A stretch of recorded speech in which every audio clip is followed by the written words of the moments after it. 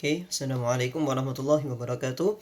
Good morning everyone, my name is Dafari Olhak. I'm student of Faculty of Medicine Sultan Agung Islam University, Semarang, Indonesia. Okay, as we might know, randomized control trials RCT are the gold standard study design used to evaluate the safety and effectiveness of healthcare intervention. Today, I'm going to read an RCT article entitled Interosseous versus Intravenous Vascular Access in Upper Extremity Among Adults with Out-of-Hospital Cardiac Arrest Cluster Randomized Clinical Trial Vector Trial using Consort Checklist 2010. The term Consort stands for Consolidated Standards of Reporting Trials. It provides guidance or recommendation for reporting all randomized controlled trial. I had divided my presentation into 4 parts. First, I'm going to find the items of consult checklist of a title and abstract and as well as introduction in this article. After that, I'm going to find the items of consult checklist of method followed by result in this RCT article. Then I'm going to find the items of consult checklist in the discussion. Finally, I will summarize my presentation. First of all, identification of components of the title using SPICE. I can find component of setting and the endpoint in the title, but we can identify interosseous versus intravenous vascular access as the intervention with out-of-hospital cardiac arrest as the condition and adult patient as population and a cluster randomized clinical trial as the design of this study. So basically, this article is the report of findings of a study to evaluate the effectiveness of an intervention called interosseous versus intravenous vascular access for the treatment of condition called adult patient with out-of-hospital cardiac arrest in a cluster randomized clinical trial. Let's begin by the title, abstract, and introduction. Okay, first here we can find the identification of randomized trial in the title. Next, here we can find the structure of article which is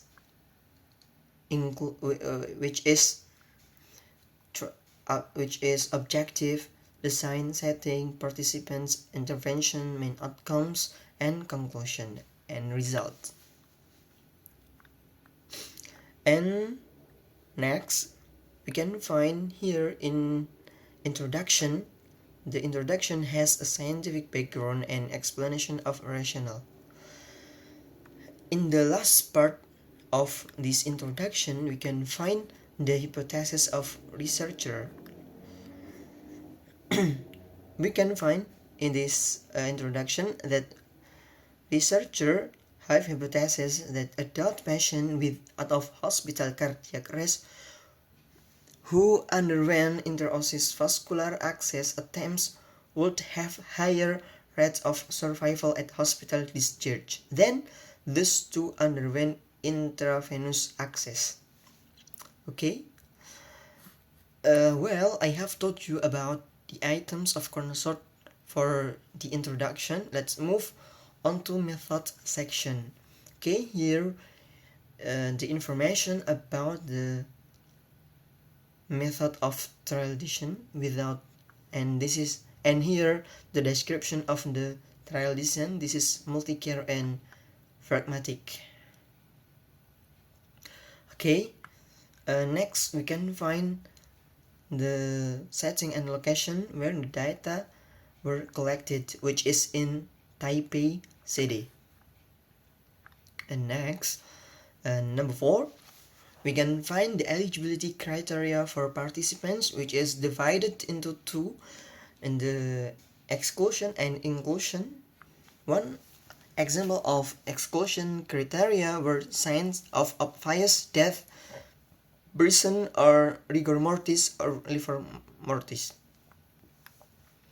And next, Okay, here in the part in the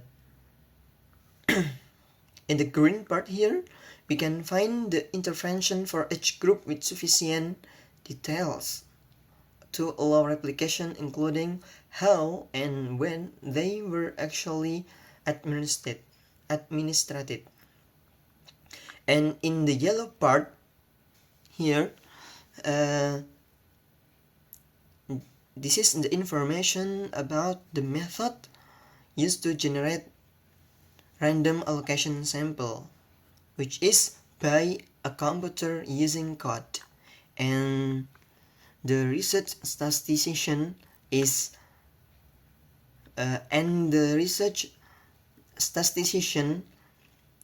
generated the allocation sequence.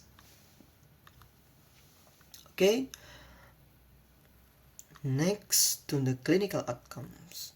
Okay, here we can find information about the primary and secondary outcome measure, including how and when they were assessed. Okay, this is the primary outcome defined was survival to hospital discharge. The primary outcome was defined survival hospital discharge, and the secondary outcome were defined return of spontaneous circulation. Okay, and the hospital caregivers were unaware or blinded. Okay, next to number 7. Okay, in this part we can find the information about the sample size determine. Okay, we can find the required total sample size was 1680 patients. Okay, next. Okay, here we can find that the researcher or writer of this article analyze primary and secondary outcomes by using regression models with and without adjustment for covariates, including age, sex, race characteristics, location, initial rhythm, and etc. Okay, next to the result. Okay, in this part we can find the information about the data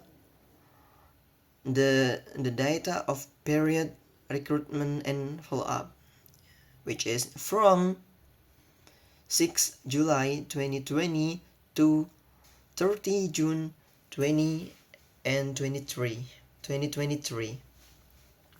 Okay, let's move to the next part. Okay, in this blue part we can find the mechanism used to implement the random allocation sequence. Okay, and in this primary outcome and secondary outcome we can find this, but we will look more and find more in the above part of this article. Okay, next. Okay, in this is information about method for additional analysis, including subgroup analysis. Okay, we can look this table show the number of participants.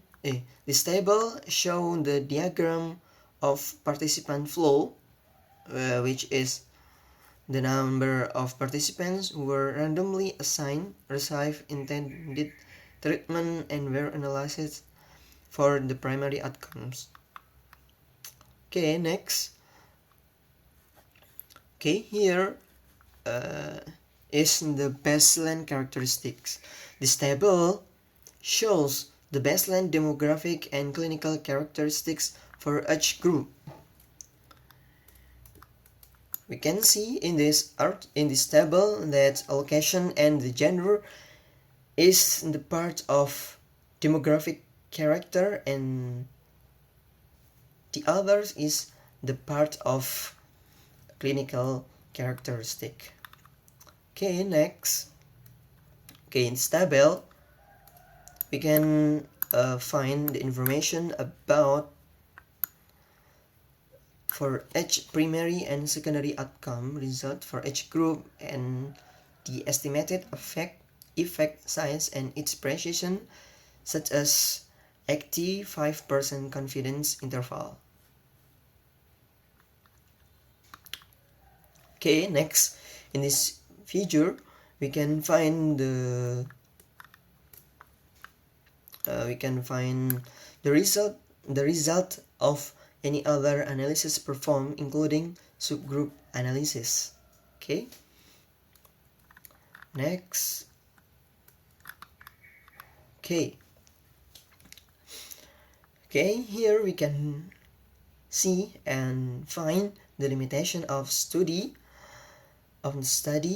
addressing sources of potential bias, impression, and irrelevant multiplicity of analysis, and we can find 4 of limitation of study here.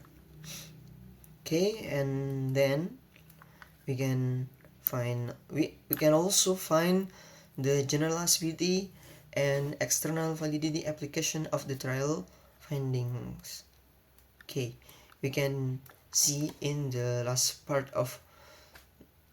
paragraph of limitation part. Finally, the patient and public involvement in our study was not fully aligned with contemporary expectation, representing a limitation in the research design that may affect the applicability of the findings. And last, we can find here the source of funding. Okay, that's all I have to say about items in the method and result section.